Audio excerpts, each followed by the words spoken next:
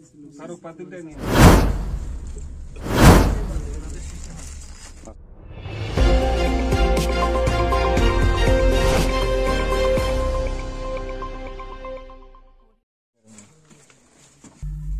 নিয়ন্ত্রণে zero tolerance নীতি নিয়ে কাজ করছে বাংলাদেশ সেনাবাহিনী। তারই প্রেক্ষিতে মাদকের শেকড় উপড়ে ফেলতে দেবীগঞ্জ সেনা ক্যাম্পের সকল সেনা অফিসার ও টহল টিম দিনরাত শহরের বিভিন্ন এলাকায় অভিযান চালিয়ে তল্লাশি করছেন। বের হয়ে আসছে মাদকের সাথে জড়িত সংশ্লিষ্টরা।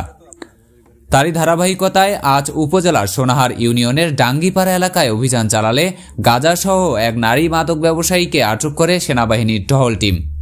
বুধবার সন্ধ্যা 7:30টার সময় গোপন সংবাদের ভিত্তিতে দেবীগঞ্জ সেনা ক্যাম্প কমান্ডার ক্যাপ্টেন ইনজামামুল আমিন পিমনের নির্দেশনায় দায়িত্বরত ওয়ারেন্ট অফিসার মকবুল হোসেনের নেতৃত্বে সেনাবাহিনীর একটি চৌকস টিম বিশেষ অভিযান চালায় সোনাহার ডাঙ্গিপাড়া এলাকায়।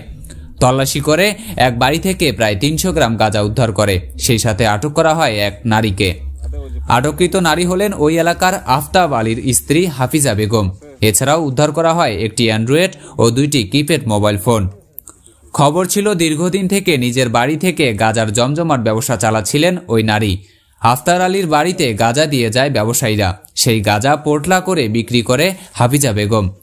গাঁজা বিক্রির টাকায় করেছেন দোতলা অট্টালিকা, কিন্তু ব্যবসার তাগিদে থাকছেন টিনের ভাঙা ঘরে, মুখোশের আড়ালে করছেন গাঁজা বিক্রি। আরও জানা যায়, কিছুদিন আগে মাদকের আরেক মামলায় হাজিরা দিতে গিয়ে আটক হন তার স্বামী আফতাব আলী। সেও বর্তমানে কারাবন্দী আছেন। পরে পুলিশকে খবর দেওয়া হলে ঘটনাস্থলে উপস্থিত হন দেবীগঞ্জ থানার অফিসার ইনচার্জ সোহেল রানা সহ পুলিশের একটি টিম। পরে আসামি হাফিজা বেগমকে গ্রেপ্তার করে দেবীগঞ্জ থানায় নেওয়া হয়। এ বিষয়ে ওসি সোহেল রানা জানান, মামলা দায়েরের প্রস্তুতি শেষে আগামীকাল তাকে বিজ্ঞ আদালতে পাঠানো হবে।